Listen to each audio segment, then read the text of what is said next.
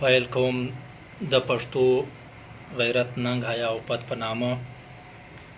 ډیرو ګرانو قدرمنو همزولو لیدونکو کتونکو پښتنو افغانانو ورونو خویندو، لکه څنګه تاسو ته معلومه ده چې زموږ د افغانیه پاڼې څخه دا خپرونې تاسو ته وړاندې کوو. بیلابیل موضوعات وي په دې کې، خپرونې وي پکې. په دې کې له موږ سره چې کومه لړۍ ده هغه د پښتانه افغانانو ملي اتلانو باندې ده. که څه هم موږ په لومړي ګام کې باجد روشان باندې درې خپرونې وکړلې. که بیا ګورو د باجد روشان کم روشانی تحریک چې وایي هغه څه کم 90 کاله یا پر 90 کاله په پښتون افغان وطن کې له باجد روشانه بیا تر یوسف خان افریدي پورې چلیدلی وو. نو چې کله هم د باجد روشان روشانی غورځنګ پای مومي، ورپسې د ایمل خان مومن چې کوم میړنی ملي اتل ایمل خان بابا مومن غورځنګ چې دی هغه پیل کوي. لږ به دې ځای ته راسو چې نن زموږ په دې خپرونه کې ایمل خان بابا دی چې د پښتون افغان یو ډیر لوی ملي اتل دی. پر دې باندې به موږ تاسو ته داسې رڼا اچوو د تاریخ په څپو کې چې د ایمل خان بابا په هکله تاسو ته ډیر څه معلومات په لاس درسي. که ګورو د ایمل خان بابا په هکله باندې ټولو پښتنو تقریبا چې څوک د تاریخ لوستونکي دي تاریخ وایي هغوی له نامه سره اشنا دي، خو ډیر هم بیا هم له نامه سره نور زیاته معلومات نه لري بیا چې ایمل خان بابا څوک وو او د کوم ځای وو او څه مبارزه او میړانه او توره یې کړې وه او هغه د چا په خلاف په کوم دور کې کړې وه. دغو یو څو پوښتنو ته راځو چې موږ تاسو ته خوشحال بابا داسې څرګند کو او په تاریخ کې تاسو د هغه په هکله معلومات ترلاسه کوئ. که څه هم هغه د مغولو په خلاف جنګېدلی وو، زه به لږ پر تاسو په دې باندې خبره وکړم چې د پښتنو او مغولو ترمنځ له ډېره وخته کشمکش را روان وو، دښمني را روانه وه. نو ایمل خان بابا د هغې کړۍ د هغه زنځیر یو کړۍ ده. د مغولو او پښتنو د چنګیز خان، قبلای خان، هلاکو خان، ګوډ تیمور له دورو راواخلې. بیا د لودي کورنۍ د اخیري باچا ابراهیم لودي او د بابر ترمنځ، بیا د همایون او فرید خان شیرشاه سوري ترمنځ، بیا د اکبر باچا او د باجد روشان ترمنځ، بیا په باجد روشان دا دوره د اکبر باچا بیا تر جهانګیر شاه جهان پورې.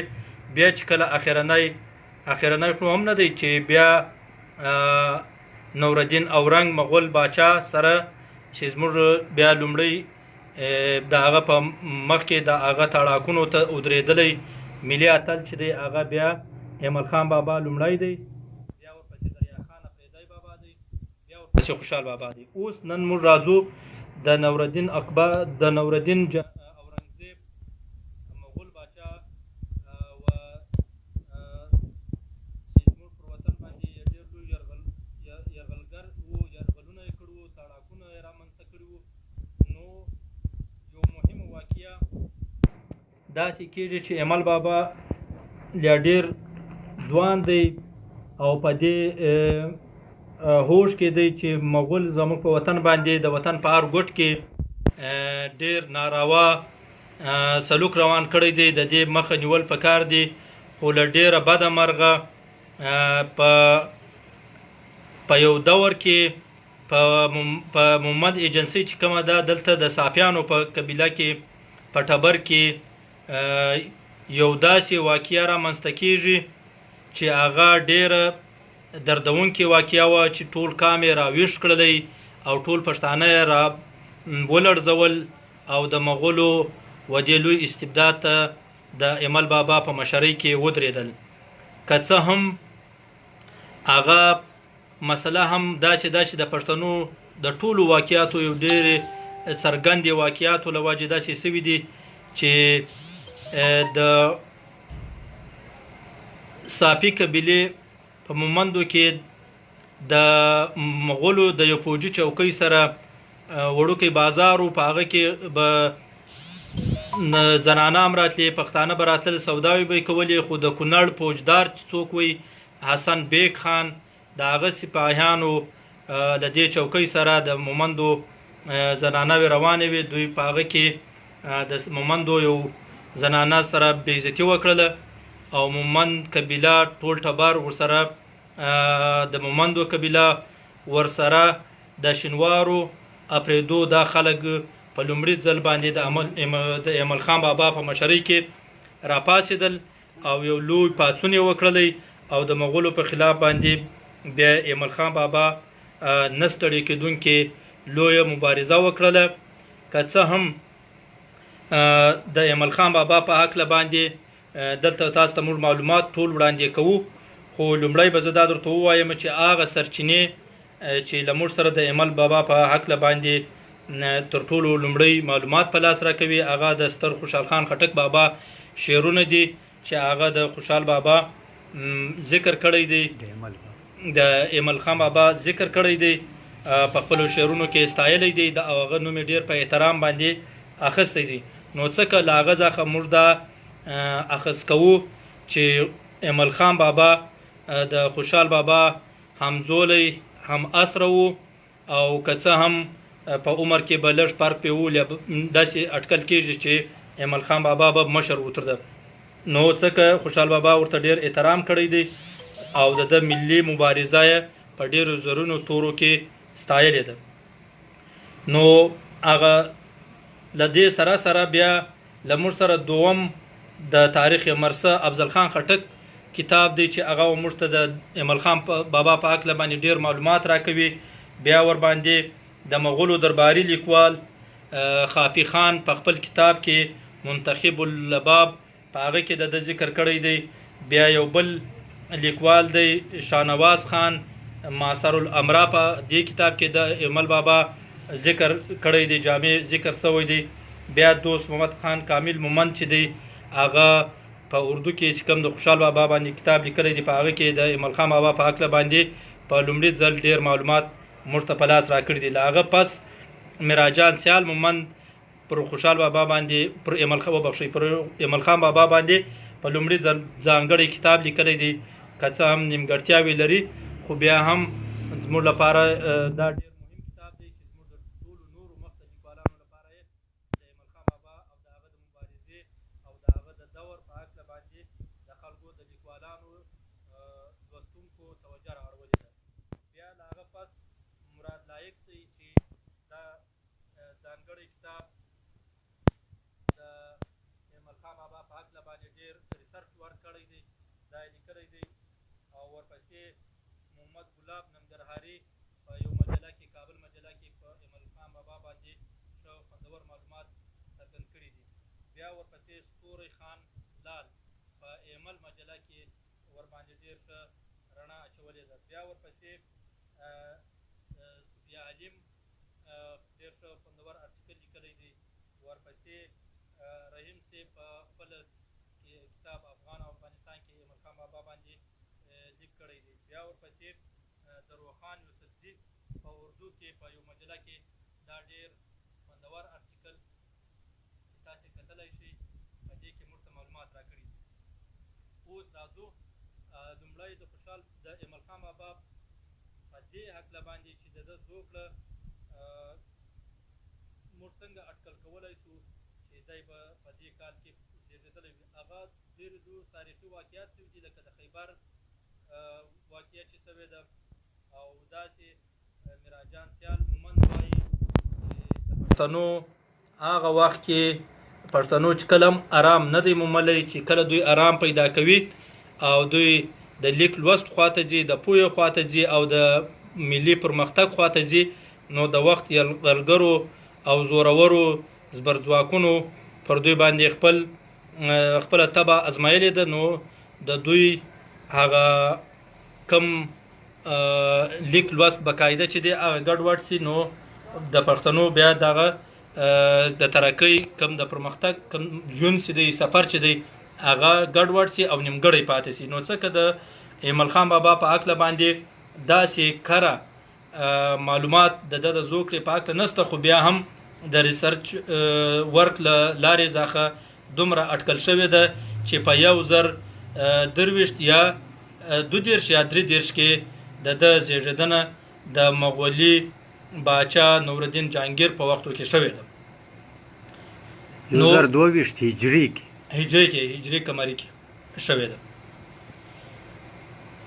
نو کله چې د ایمل بابا واقعیت لکه ځکه ځکه د مبارزه شروع کیږي، هغه تاسو ته معلومه ده چې په مومندو کې د ساپو د یو زنانه د یو جنۍ د مغولو د پوځولو د بې عزتۍ څخه شروع کیږي. نو بیا په هغه کې ایمل خان بابا په هزارنو کې، په ګنداف کې، په کړپه کې، په شلمان کې، ورسک کې، په دې لارو په خوا به یوه لاره دا کارول کېدله چې له چارسدې د پېښور څخه به لاره تله پر ورسک، پر ګنداف، پر دغو ځمکو باندې به په چکنور باندې به د ننګرهار لغمان خواته تله، کابل ته به تله. نو د مغولو دلته دا ټولې ځمکې نیولې وې، د دوی قرارګاوې وې، څوکیانې وې. نو ایمل خان بابا لومړی چې کله هم دی د دې واقعه باندې راپاڅېدو، نو د مغولو په خلاف یې خپلې مبارزه ته دوام ورکړي او پر دوی بریدونه حملې شروع کړي. چې کله هم دی راڅرګند سو او د خپله میړانه وښودله، بیا د دوی د یو پیر وی په مومندو کې چې یو میا صیب وی، هغه بیا په شینوارو کې شاخ دی، هلته اوس هم مزار دی، له هغه سره د یو جرګه وکړله او هغه وده ته د پښتنو د ټولو پښتنو د دغې سیمې د مشرۍ تاج او د مومندو د سردارۍ تاج ور په سر کړی دی. نو د ایمل خان بابا جنګونه بیا د مغولو په خلاف باندې شپه پر ورځ باندې ذاته کېدل او خلک د ده ملګري کېدل، تر دې حده پورې چې بیا دی راځي د پېښور خواته، د پېښور د کم د باړې مومند چې دی د دریو خواته چې کم اوس هم یو چوتره ده او یو تالاب دی، هغه د چوتره ایمل خان ورته وایي، ایمل چوتره او بل دی ایمل تاله او دا سیمې باړه، جمرود، خیبر، په دې سیمو کې د مغولو سره د ایمل خان بابا لوی جګړې وسوې، په هغو کې دوی ته ډېر لوی تاوانونه ورسېدل و مغولو ته. نو په دې لړ کې د ایمل بابا یو ورور مشر ورور باور خان چې هغه له ده سره په مبارزه کې سم ولاړ و، مشرې کړې ده. نو دا هم زموږ ملي اتل دی او له ده سره لوی کومک کړی دی. ورپسې په دې وخت کې دریا خان اپریدی دی چې ایمل خان بابا ته د ده سره سمه مبارزه کوي او د مغولو په خلاف باندې د هغه میړانه توره او دوی په شریکه په دواړو باندې د مغولو په خلاف سټریټیجانې جوړې کړي دي، مبارزه یې کړې ده چې خوشحال بابا په خپلو شعرونو کې دوی دواړه ډېر په احترام ستایلي او یاد کړي دي. ورسره د دریا خان اپریدي بابا یو بل ورور و تاتار خان، هغه هم په دې مبارزه کې شامل و. بیا که څه هم یو بل مومند چې مستجاب خان مومند یادېږي، خوشحال بابا هغه د مغولو ګوډاکی بللی دی او ورته په لکه نن چې موږ ورته وایو سمسیارې، هغه ټیم د مستجاب خان مومند ته د مغولو چرګې په نوم یاد کړی دی. هغه هم په دې جنګونو کې یو رول شته چې کله د مغولو او د ایمل بابا په منځ کې د روغې او د سولې خبرې کیږي، نو دا سړی خپل کردار لوبوي. او د خیبر لویه جګړه چې کله هم سوې ده، هغه ډېره تاریخي جګړه ده په 1084 کې چې ډېره لویه عظیمه د خیبر حادثه ورته وایي، چې هغه د کمانډر محمود خان خویشکي چې د مغولو یو کمانډر و، د دې یو ډېر لوی لښکر د مبارز خان امیر توپخانه ورسره وه. د افغانانو پر لښکرو به ډېرې غټ بریدونه کول. چې کله هغه خیبر ته را داخل سو نو ایمل خان بابا او دریا خان بابا پر هغه باندې برید وکړلی. یاد دې وي چې دغه لوی د خیبر د مغولو معرکه چې ده برید چې دی د مغولو ملا ماتوي او مغول تیت او فرق کیږي او ایمل خان بابا دغه ستره لوبه ګټي نو د مغولو ملا ماتیږي. که بیا هم څه په کړپې د جنګ پس د ایمل خان بابا کور چې دی داسې دوی وایي چې هغه وخت په دې باندې مختلف روایات دي چې دی د کوم ځای مومند و. هغه کې تر ټولو له مخه چې دی د هزارنو اوسېدونکی و. د مومندو د کوکوزي ټبر څخه تعلق و. نو د کړپې په جنګ کې د مغولو ته بیا ماتې ورکړه او بیا مغولو یو غټ لښکر راوستو چې د ده پر کور باندې ناتار وکړ او د ده کور یې وسوځولو. نو خوشحال بابا ایمل خان بابا په دې باندې نور کام ډېر را متحد کړي چې د سیمې پښتانه ټول په دې باندې ډېر کارجن سو او بیا یې د مغولو په خلاف باندې یو لوی اتحاد جوړ کړي او مغول یې ټول پر شا کړل. او خوشحال بابا له دې پس بیا لاړی لالپورې ته. د مومند دره کې لالپوره چکنور دلته د خپل نفوس زیاته کړی او مستقلې ادارې جوړې کړلې او سکای ایجاد کړل. د په نامه باندې به خطبه جاري سوه. نو د پښتنو ځان ته د بادشاهت اعلان کړی و چې اوس هم هلته یو سیمه ده شاکوټ ورته وایي. شاکوټ په دې ورته وایي چې هغه دا هلته خپل بادشاهت د اعلان کړی و.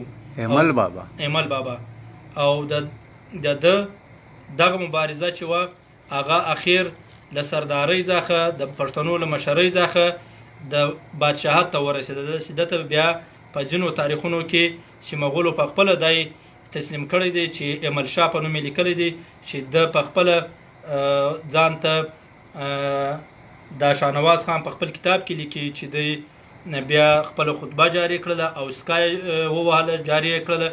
نو ده ځان ته بادشاهت د پښتنو اعلان کړلی او په شاکوټ لالپوره کې به له چکنور کې دلته به دی ناست و. د خپل صدر مکان په شاکوټ کې و. او بیا د دې علاقې په لنډو وختونو کې لایق مراد صاحب لیکي چې هلته چې کله په دغه شاکوټ سره یو مکتب جوړېدلو هم د هغه بنیاد ښودل کېدلو بیا د دې کلي هغه اثار معلوم سو چې هغه شاکوټ دا دی. د ایمل خان بابا هغه اثار وموندل شو. بیا راځو په دې ځای کې چې یوه بله غټه تاریخي جګړه ده د باغر کلا چې مغولو جوړه کړې وه په لغمان کې. خوشحال بابا په ننګرهار کې له مغولو سره ډېر جنګونه کړو. لاس په لاس جنګېدلی وو. په ډېر لوی عمر کې جنګېدلی وو. دا هم د خوشحال بابا ډېره تاریخي جګړه ده په باغر کلا. د ایمل خان بابا ډېر تاریخي جګړه په لغمان باغر کلا ده چې د نیولې ده. نو دا علاقې هم د له مغولو څخه خلاصې کړلې. نو د خوشحال بابا د ایمل خان بابا د بادشاهت او د جنګونو ساحه له لغمانه بیا راځه ننګرهار تر کونړ باجوړ بیا راځه دلته تر صوابۍ او پېښور پورې خیبر پورې تیرا پورې په دې سیمه کې د یو لوی بادشاهت اعلان کړی و. نو د خوشحال بابا د ایمل خان بابا په هکله باندې پکار دی چې موږ ته په دقیقه توګه ټول معلومات راغونډ کړل سي. په هغوی کښې تر ټولو له مخه دا دی چې د خوشحال بابا د ټول ټبر په هکله د ایمل خان بابا په هکله باندې ټول معلومات د کورنۍ د زوکړې د استوګنې د ځای او بیا د بادشاهت او د ټولو جګړونو تفصیل به بیا موږ تاسو ته په تفصیل وړاندې کوو. او راځو هم دې ته چې دی بیا ایمل خان بابا اخیر په لالپوره کې ښخ شوی دی. اوس هم د حیدره قبر څلی معلوم دی چې هغه حیدره چې باور خان غونډۍ ورته وایي پر باور خان غونډۍ دا غونډۍ پر سر باندې د ده د ورور باورخان مزار دی، قبر دی. هم دلته د ایمل خان بابا مزار هم دی. نو داسې دی چې ایمل خان بابا په لالپوره ننګرهار کې ښخ دی. دا معلومات موږ تاسو ته نن راغونډ کړي وو، تاسو ته وړاندې کړلو. په دې ټولو کې بیا هم تاسو دا کتلی شئ چې د ایمل خان بابا په هکله باندې کوم آثار موږ تاسو ته وړاندې کړو چې په دغو آثارو کې د ده ذکر شوی دی. په کار دی چې هغه تاسو بیا پسې څېړنه وکئ. او دا ټول یو بل کتاب دی، د مقالو ټولګه ده د خیبر اتل ایمل خان بابا. دا کتاب هم بیا تاسو کتلی شئ. نو ستاسو ډیره مننه. کور ودان چې دا معلومات او له موږ سره په دې خپرونه کې مل شواست. مننه.